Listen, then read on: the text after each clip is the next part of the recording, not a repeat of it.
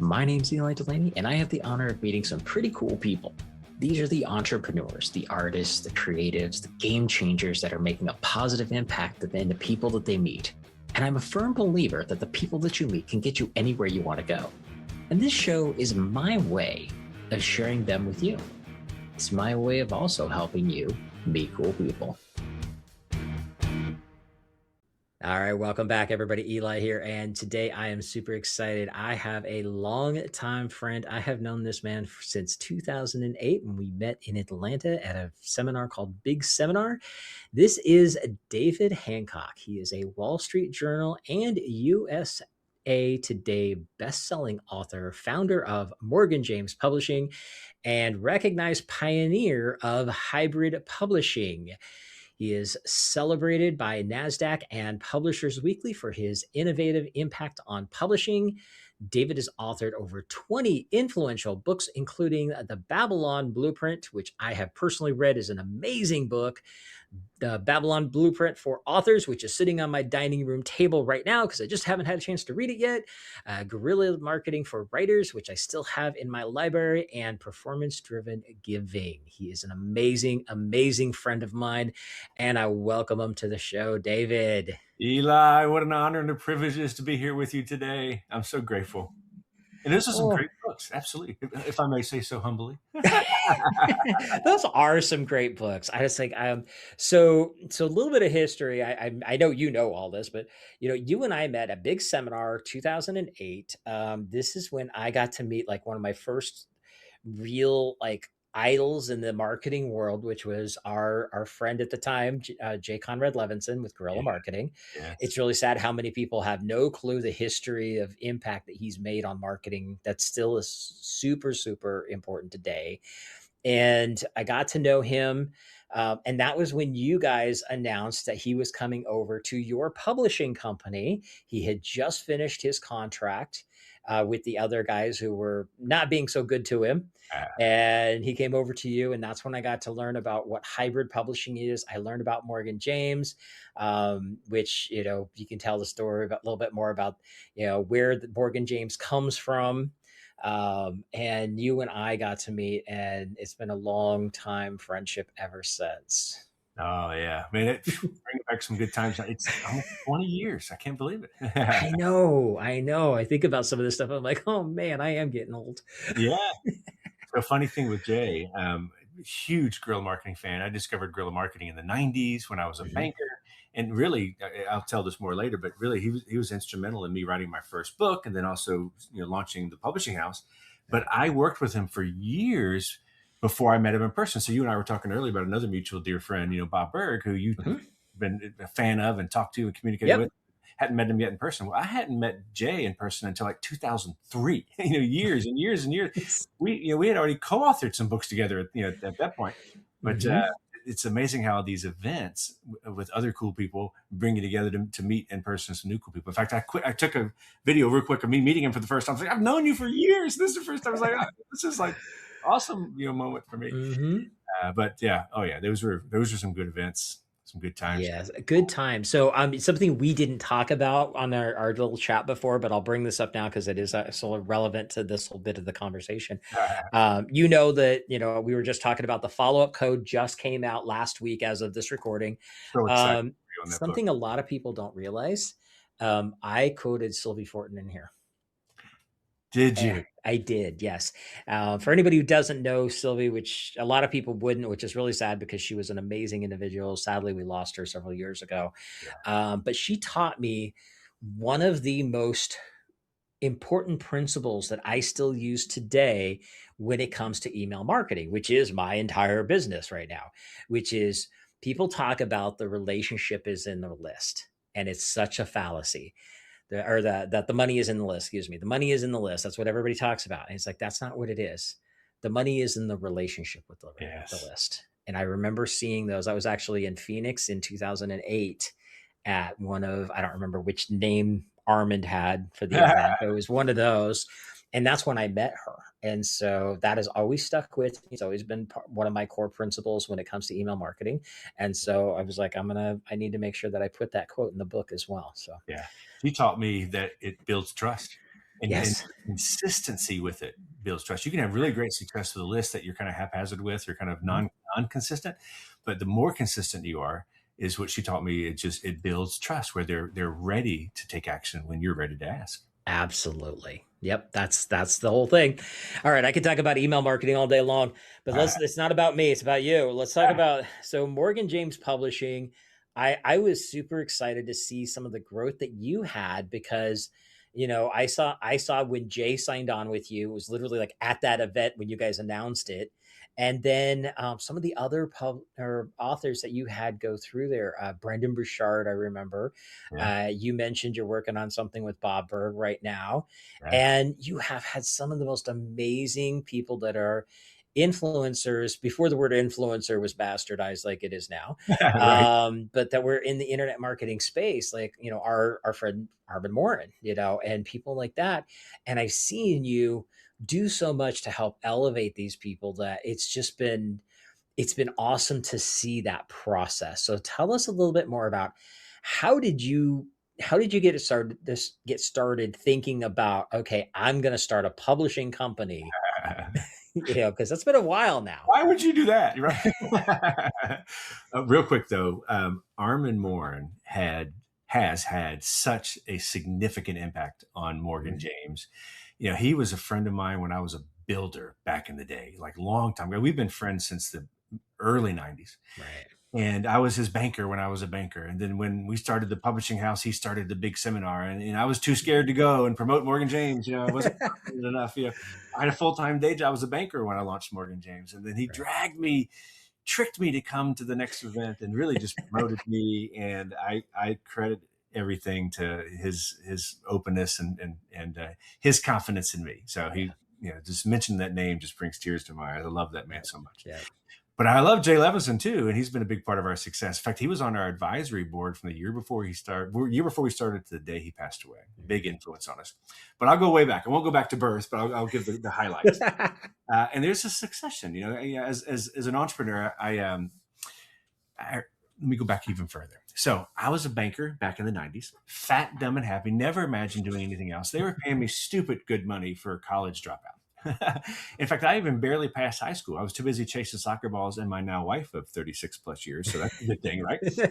But I just found my way to banking, and it was a perfect niche for me. I ended up becoming in love with math, and crunching numbers. And I've always been a people person. I love people, and Mhm. banking was a great way for me to have access to both, crunching numbers and working with people. And I was doing really, really well. And one day my boss just came to me and said, "Hey, David, you're doing really, really well." I'm like, "Well, thank you." And he said, "Let's do this. Let's hire a bunch of people that are just like you, and you teach them how to be you, and let's grow this business to do even more. We'll all make even more money." I'm like, "Oh, that sounds like a great idea." And then secretly, maybe even out loud, I'm like, "I don't even know why I'm successful. How can I teach someone to do what I'm doing?" He's like, "Yeah, I'm all in, but how do I do that?" Kind of thing. So for the first time in my life, other than the one book that my dad gave me when I was floundering before this, he made me read Who Moved My Cheese. Phenomenal. Okay. I Yep. didn't really appreciate it till later in life, of course. It's the But way it usually works. right? And so I realized that my dad was actually smarter than me versus the other way around. But I started to look for and seek out education outside of just even the banking space. I'm from Mhm. sales and marketing to relationships to anything that I could do to improve or find out what it was that was making me successful. So I studied under Zig Ziglar, Tom Hopkins, Bill Mhm. Backrack, Todd Duncan, John Maxwell, you name them. I went to their courses, I went to their seminars, bought the courses, read their books, and implemented everything. And I was able to fine tune some processes. I was able to hire a couple of assistants. I kind of learned a little bit, a little bit of what was making me successful, but nothing was giving me that really, like, this is it. This is you. This is why you're Right. successful. But it was all wonderful.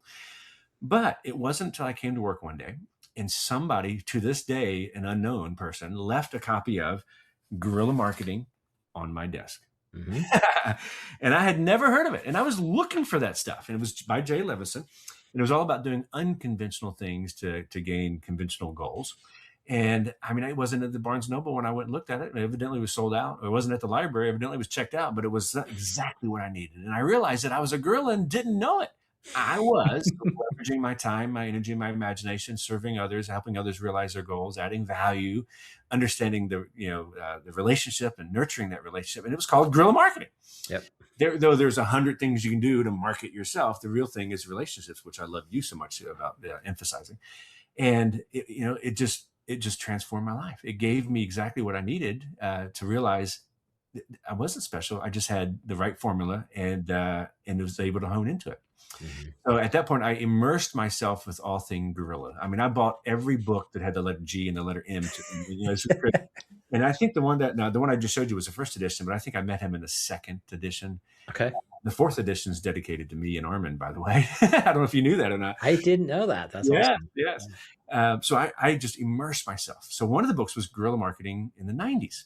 Mhm. This was in the 90s. And in there, he made one crazy thing that I hadn't seen too many people do. I think Bill Backrack was the only person I've ever seen do this before. He says, hey, if you have questions, email me. I'm like, I'm going to email him. He's not going to respond, but he did 2 weeks later or so. And we've Right. been becoming pen pals. I didn't meet him for years later, but we ended up becoming pen pals and ended up hiring him as a coach. And he didn't necessarily teach me anything that I hadn't already figured out, but his accountability, his stories, just Right. his relationship really made me want to make him happy, which really helped me improve my business, which really helped me grow my team, kind of thing. But one of the weapons that he had me, this is slowly getting to your answer or question. One of the weapons that he had me lean into that I had evidently, inadvertently, subconsciously ignored because, who am I going to do this weapon? And the weapon was to author a book, to become an authority in your space, in your topic, in your community by stepping out and being recognized as an authority by authoring a book. I'm like, he said, David, you need to do weapon number whatever, And I'm like, Jay, I dropped out of college. I barely passed English. Who am I to write a book? Yep. He was very loving, very gracious, helped me understand that I was doing something different. I was adding value and creating impact and creating relationships. And there was something unique about me that I could definitely write a book. But the things that got me to do it was kind of threefold. And since I was paying him, he dragged it out to over several months, of course, because he's a smart businessman. But he basically said, hey, David, if you want to charge more and negotiate less for what you're doing, who doesn't? He says, well, you need to add one more thing to what you're doing. You need to, because you're already having impact, you're creating value. You just need to add one more thing. And I wasn't ready, and he knew it, to tell me what that one thing was.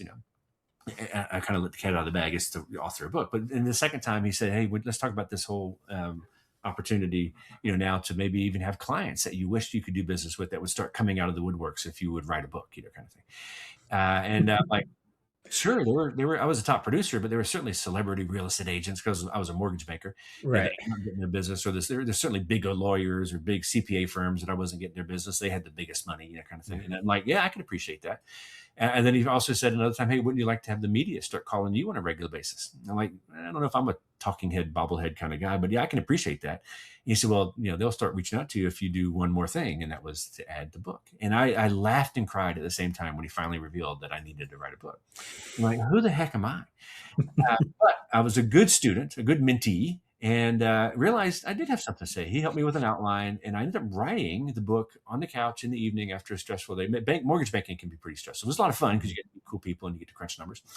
But I ended up writing the book in short little increments and ended up getting it published. Didn't realize that was a hard thing to do either. Indoors. In fact, our co-author in Guerrilla Marketing for Writers, Michael Larson, was one of the nation's top literary agents at the time. So we had some good connections, but it just came together. And sure enough, everything Jay said came to fruition. I literally doubled my income, and they were already paying me stupid money. But I didn't have to raise my fees. No, what happened was nobody negotiated with me anymore.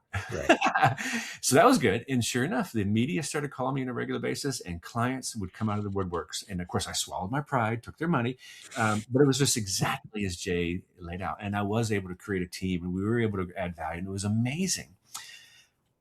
But Eli, my relationship with the publisher, or with the traditional publisher, was lackluster. It gave me everything that I didn't even know I desired, But you and I and Jay, we're all relationship people. There was no relationship. Right. There's no relationship with a traditional house. You sell them your intellectual property.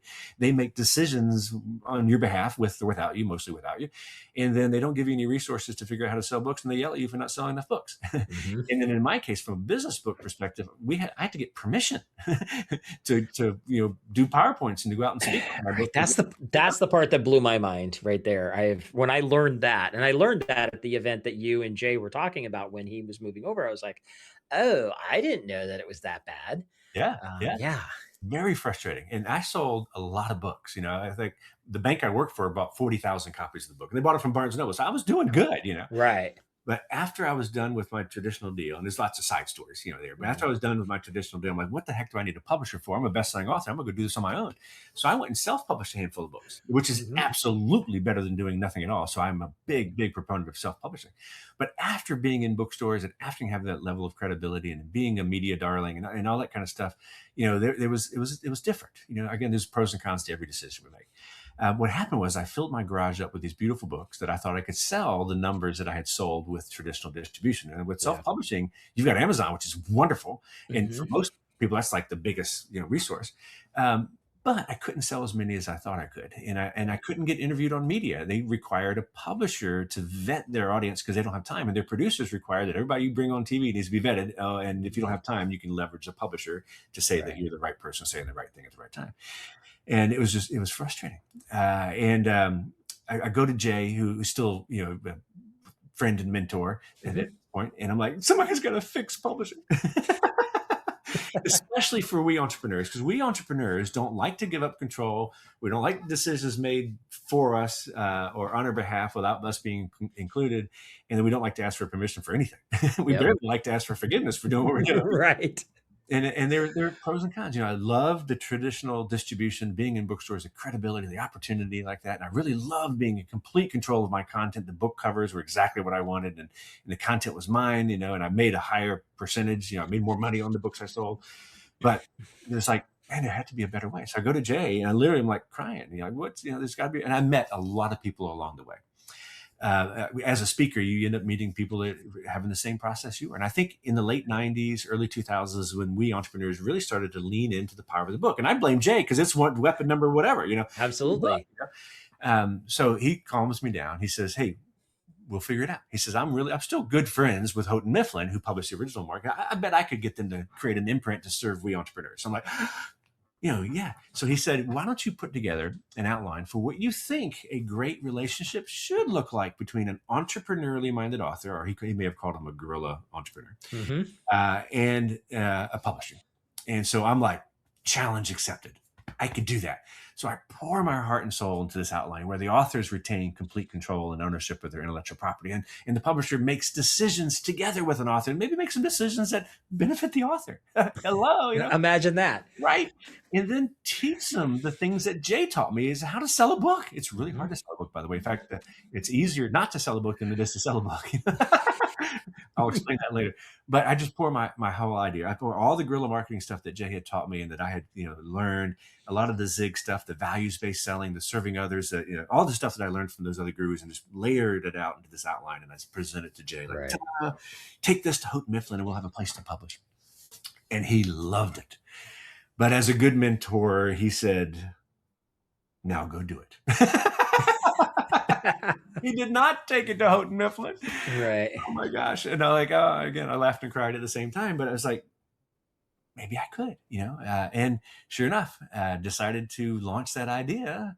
And we named it Morgan James, which is my kids' names. And it sounded like, in banking, we had Morgan Stanley back in the day. There's, Right. still kind of known today, but, it sounded good. It sounded like a real company, but it meant something to me. But we launched it with just a good idea and my rugged good looks, which is questionable, as you can see. And I tell you what, brother, we had just enough God's favor, and I had made just enough friends who, like you said, gave me just a chance because they just saw something in me, whatever that was. Right. And we launched Morgan James, and the idea was I wanted to look and feel and smell like a regular publisher, as if I had any value there, because I.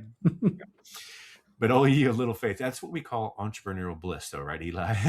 Yeah, very much. So we launched and we broke every rule. and learned which rules we should, follow, and it just worked. Hmm. Right idea at the right time and the right people. And again, I credit to Armin introducing us to the right people. So we started out with a great library of authors who had already had significant space, significant impact in their space, and they just gave Right. us a chance. And we opened the right doors. We created enough real opportunities. So that was 2003. By 2005, Publishers Weekly called us the first hybrid, and actually ended up calling us 10 times now over the last 20 years, being one of the top publishers in the nation, and just continue to learn and grow. And by 2006, we had our first 4 New York Times bestsellers. A guy named Joel Comm with the AdSense code did that with us, so that was wonderful. I remember that one. I don't have that one in my library anymore, but I did. Yes. It's not as relevant anymore, but it's still good. But Yep. we're still best friends. In fact, I'm best friends with most of our authors, which is amazing. I Yeah. want to be best friends with all of them, but we have a great author base. Yeah. But we continue to meet people at the events and add value and learn a lot from our authors, and we teach them a lot. And Jay's been there the whole time, but we picked up Russell Brunson, at those events. We picked up, obviously, Jay. I met him in person Hmm. for the first time at Big Seminar, Right. and we did. Jeff Walker, all these people that we met in that space, and just continue to add value. And we had our first 2 #1 New York Times bestsellers right around 2011, and just continued to break the rules, but broke enough rules, but had enough success that we ended up catching the attention of the world's largest book distributor, and the nation's second largest here in the country, called Publishers Group West. I think IPS bought them, but we got snuggled under Publishers Group West, which is a distributor for mid-tier publishers that specialize in bestsellers, which that's us, because now we've been Hmm. on the New York Times list 29 times, Right. USA Today and the Wall Street Journal list over 200 times. But we just continue to lean into that relationship, helping the authors realize their goals, helping them think 2 products ahead, and helping them understand, hey, as an author, you're going to earn more income and opportunity because you wrote the book than you ever will from the book. So stop trying to sell the book and sell that relationship, Right. that values base, that serving others. And we love doing books that have solutions driven thinking. That's where you get the relationship. That's where you end up selling more books without even trying, and just continue to grow. Yep. And so fast forward today, our overnight success has been almost 25 years in the making, but 100% of the books that we publish now will show up in brick and mortar stores. In fact, the bulk of our sales are from brick and mortar. We still distribute online, of course, but the bulk of our sales are brick and mortar. And that's partly because of our relationship that we're developing with the Right. buyers and the sales reps. We have 144 sales reps. Yeah, and Uh, that's cool. I mean, you oh, mentioned that to me while we were talking before we hit record, and I thought that was super cool. It's like, okay, if you get the more physical stores than online stores, that's saying something, because yeah. that's a big, shoe to fill right there. And it's fun because these are people that aren't necessarily in your current circle of influence. These are Right. people that are way outside who can connect with you. Of course, we do stuff in the airports too, but it's neat to Hmm. have that gathering that's totally emotionally driven, that just are eager to get to know who you are. And speaking of relationships, as we learned over the years, is people want content just as much as they did, when the internet was released, but they want Yep. connection just as much as they want content. So putting yourself out there, creating that email list, which I'm so in love with your book. Building that relationship builds trust, so that they'll buy those other things that you want. Because as we Mhm. learned with Brendan and Jeff and Russell, is that 20% of your authors, excuse me, 20% of your readers, imagine where I'm coming from, Right. 20% of your readers will buy whatever you have next, and they Right. want whatever you have next. So give it to them. Right. Yeah. Like my mentor after Jay passed away, Dan Miller, says, if somebody asks you the same question more than once, maybe even twice, create a Yep. product. So works for us authors as well. So, long answer to your very short question is, I didn't set out to start a publishing company, but the power and authority that the book gave me became very contagious. And I wanted to share that with anybody that would listen to me. And the options were struggling, very frustrating. Right. So to solve that, because I still had a day job that was paying me stupid money, I wanted to create that opportunity. And I am very passionate about helping others realize their goals, because my needs are met, and I'm just having so much fun. So that's why I started a publishing house. Short story long. I know. No. Well, that is, I mean, it's a cool story, and I'm glad you went through the entire process, because it shares a lot of, how long, like, a lot of people don't realize how long, like, I mean, reality, there's so many people out here that start publishing companies. Like, somebody literally asked me last week. Now, it's like, now that you got the books done, and you published it yourself, are you going to start a publishing company? I was absolutely not. That's a lot of work. I don't want to do it for anybody else. I didn't want to do it for me. Right. Um, but there's a lot of people out there, and they don't realize how long somebody like you've been in this game for so long, and you still I remember the phrase that you used when you and I first got to know each other was the entrepreneur's publisher, That's right. because it was geared around entrepreneurs, not just these are our writers, but these are the people that we want to help, and we want to partner with you, not publish your book. And it's a whole different game. You've always had that attitude. Yeah. And that's one of the things I've always respected about you, because the way you do it, the way you come about it has always been with let's figure this out. Let's put it together, because it is. I The, love that. the entrepreneurial publisher. Yep. Yep. Little challenge. That is awesome. I love it. So anybody's that doesn't, he not watching the video, he just popped up a coin that has that on it, Entrepreneur's Publisher. But you've always made it in a very win-win scenario for your authors. And that's always meant so much to me to see that. I know several people who've published through you, mutual client, Larry Steinhaus. Oh, yeah. Haven't worked with him for a while, but we did a lot of stuff with him. Love him. Um, yeah, I helped him fix his list. It's so fun to see this, and for me, it was really big for years ago when I would go to Barnes and Noble, or back in the day Borders, Oh, because some of us are that old, and go through and look at the next books that are coming in. And I was like, oh, this one looks good. And the first thing I do, I don't look at the front cover. I look on the back to see if I see the Morgan James logo. And right. so many of my books now, even most of them are still in boxes, because after I moved here, I moved into a place that's actually not very big, and I don't have bookshelves. So some of them are still there, but I got a whole bunch of them. There's a good portion of my book collection still has your logo on the back of it. Oh, I love it.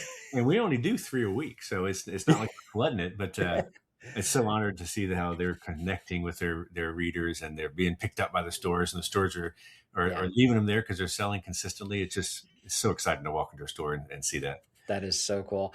So let's talk a little bit about, like, if somebody's looking at doing their book, what are some of the differences between, like, we have other publishing companies that are on the smaller scale. We've got self-publishing. We're not going to talk about the big dogs out there, because they are dogs and they got fleas.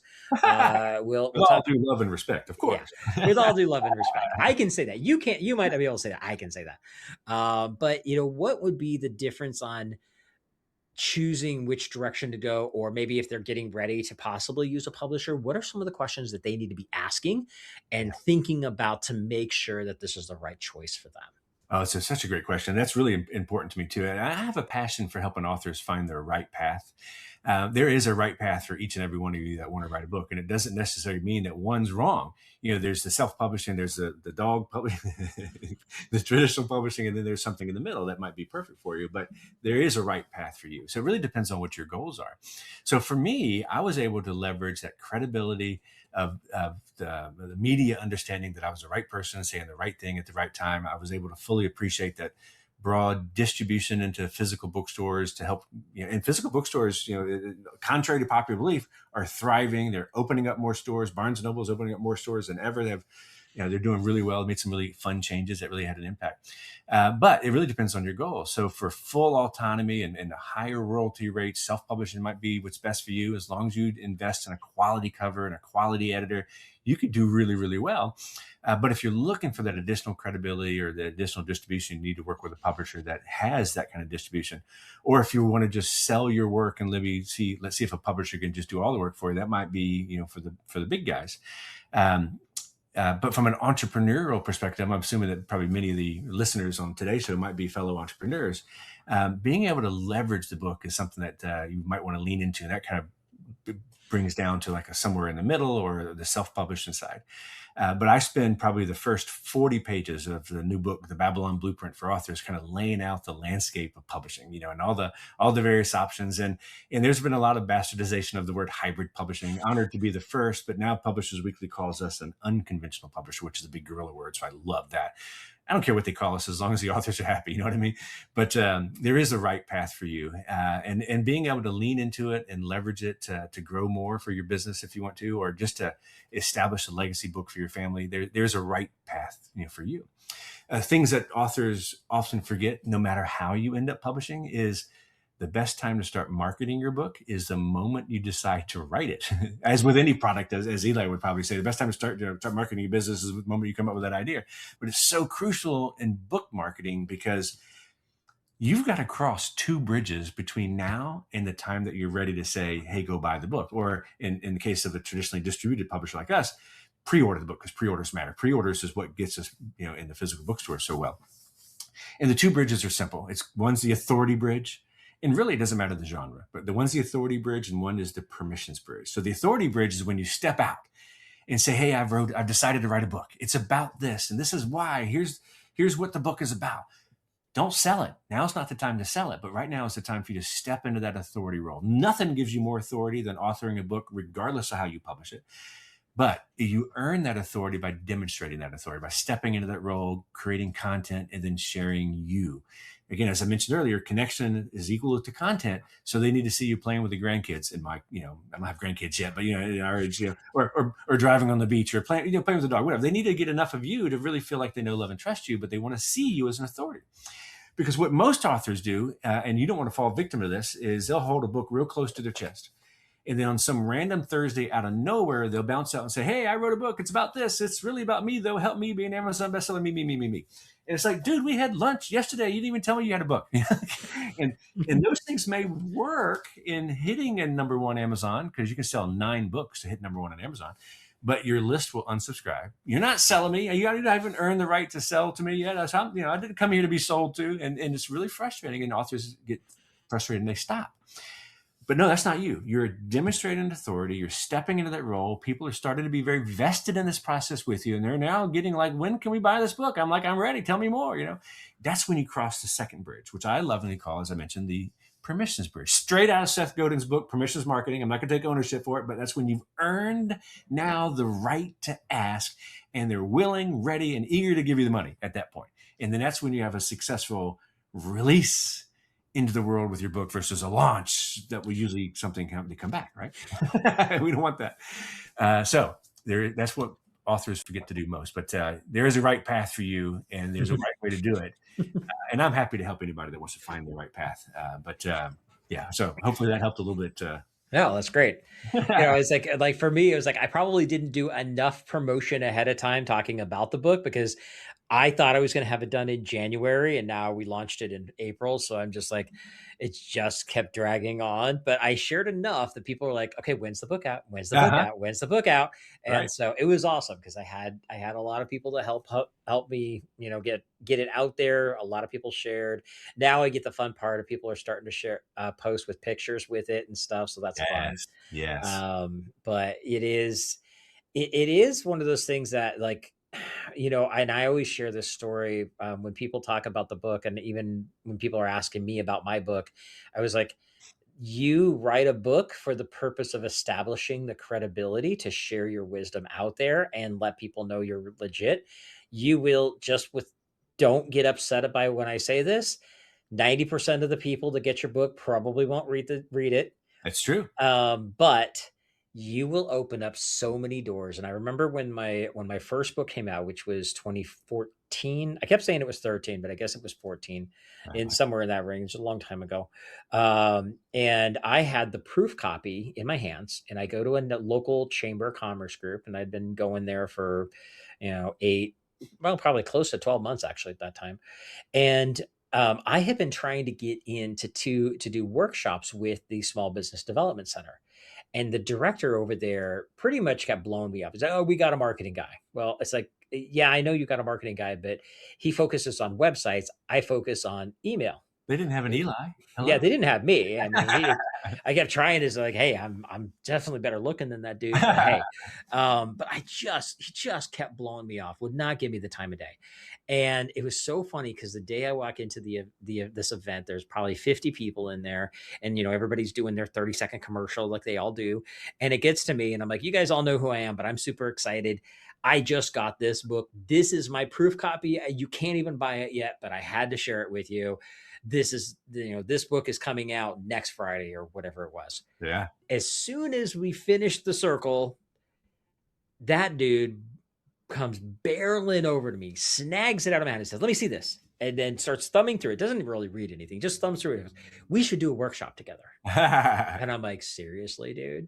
It's hilarious. But it works. Like, having a book adds that credibility piece. Yeah. And, even if they don't read it as much as we want them to, and we know that it's good because we put in the work to make it good, that's okay. Because if that leads to those other things, and like you were saying earlier, is like, you don't publish a book to make money off the book. The book is there to help establish you, because you'll make money off of all the other things. Yeah. Your coaching, your courses, consulting, whatever those things are that you're doing. I Yeah. mean, even, you did it with mortgages. Yeah. It helped to elevate you writing a book Yeah. about it, right? And it's such an amazing tool to get out there. And you can look at it from adding a piece of legacy. Like, this is probably going to be the only book I write on email marketing. I don't know that I'll write another one on it, and It I is don't think I the need to. book. It is the book on email marketing. Why wouldn't Yeah, you? No, who's going to there topple? we go. I'll buy that. I'll buy that. I have other books that I'm already working on, and the first thing is like, I'm like, oh, this can go in the next book. I'm like, okay, write it down, put it in a box, because you ain't look at doing that yet. Too much work. Not yet. At least 6 months minimum before we start thinking about the next one. It But does get into your blood. I just released the 26th, the Babylon Blueprint for Authors, and yeah, 26 books, and I have 5 more already outlined, and most of them are mostly written. So nice. That is awesome. But it is, I mean, and it's a lot of fun with it, but it is a lot of work. And, a lot of and work. obviously you get somebody, you get somebody like David to help, take care of a lot of the parts and pieces. That does make a difference. I chose to torture myself and do it all myself. Um, Now let's talk. I mean, this has been great talking about the whole thing on the publishing side. Babylon Blueprint, let's talk about that for a bit. You got the two versions of it. Let's talk about the first one, because I have read that one. I have not got a chance to read the one for authors yet. Yeah. Like I said, it is sitting on my dining room table. I'm got one book that I think I'm about halfway through, and as soon as that's done, yours is the next one in line. Oh, Uh, yeah. So let's talk about the Babylon Blueprint, because I loved that book. It was super easy to read. It was very applicable to today's world. And, for a little bit of background, it's kind of based on the richest man in Babylon, kind of retelling some of that story, which a lot of people have heard of but haven't read it. right.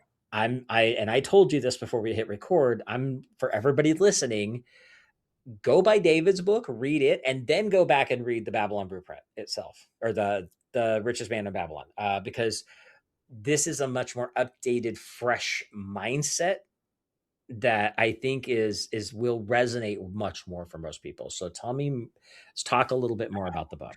Well, I can blame a dear friend at another publisher because it's his fault. Uh, Okay. so, of course, I too was familiar with the richest man in Babylon. It literally turned 100 years old in August of 2025, and it Oh, wow. basically is a story. It's a parable. Parable. It's a story of 2,400 years ago in ancient Babylon. And really, when you really look at it and read it, it's the entrepreneurial explosion that they were having back in the day.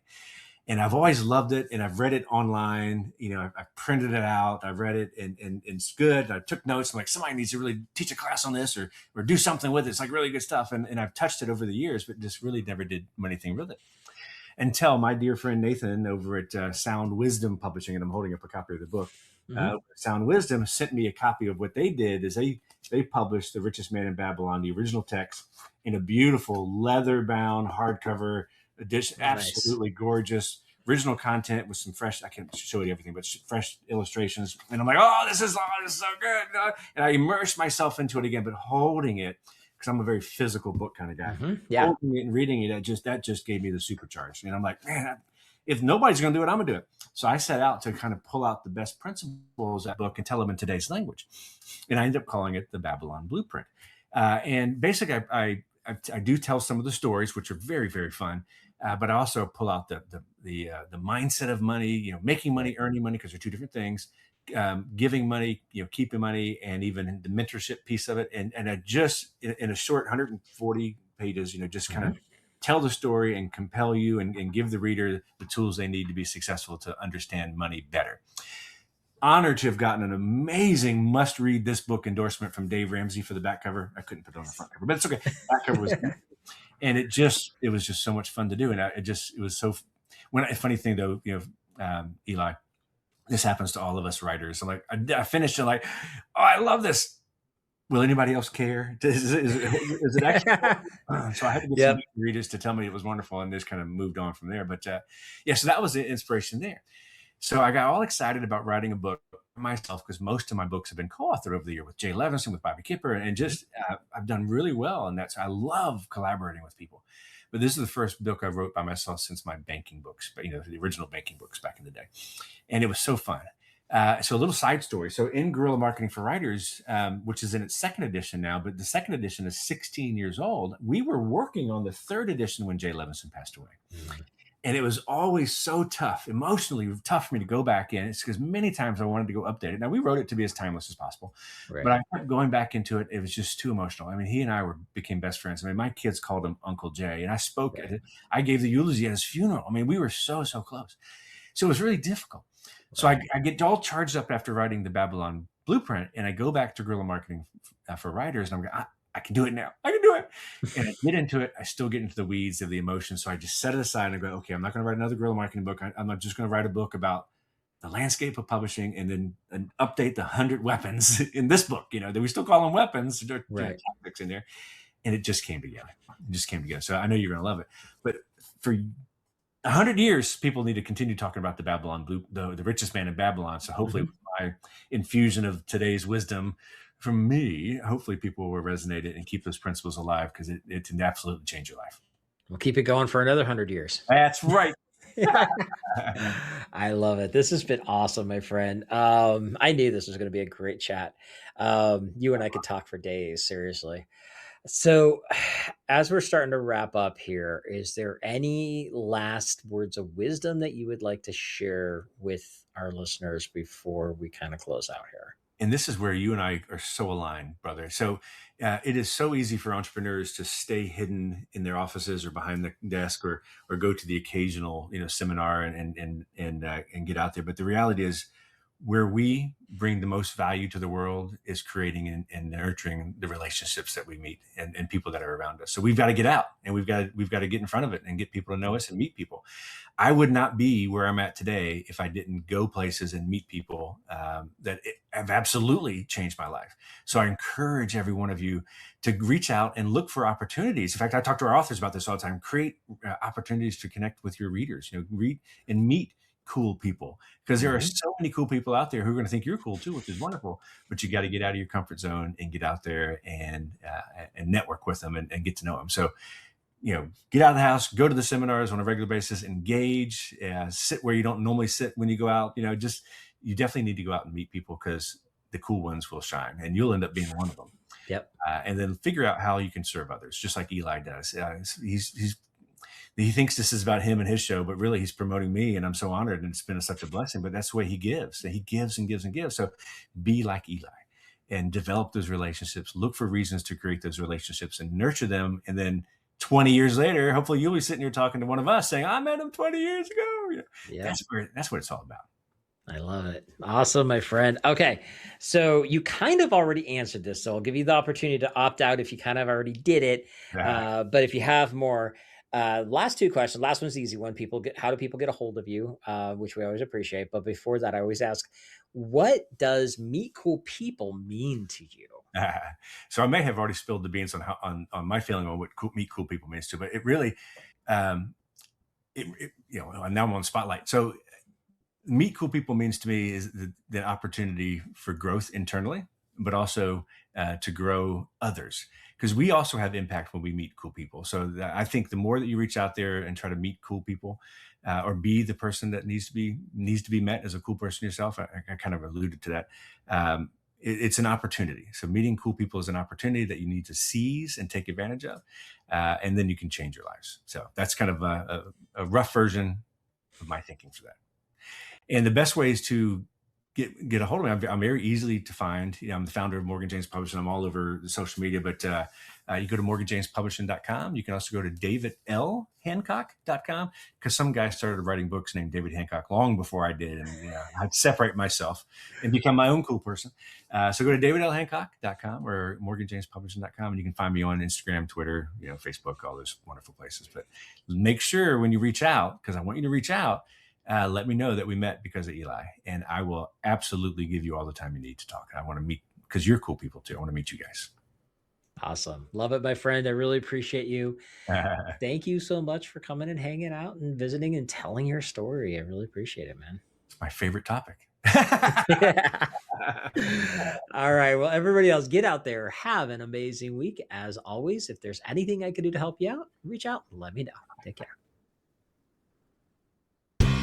And that wraps up another Meet Cool People show. Now, if you like what you heard, be sure to give us a like, subscribe, or review so I can help introduce these amazing cool people to even more amazing cool people.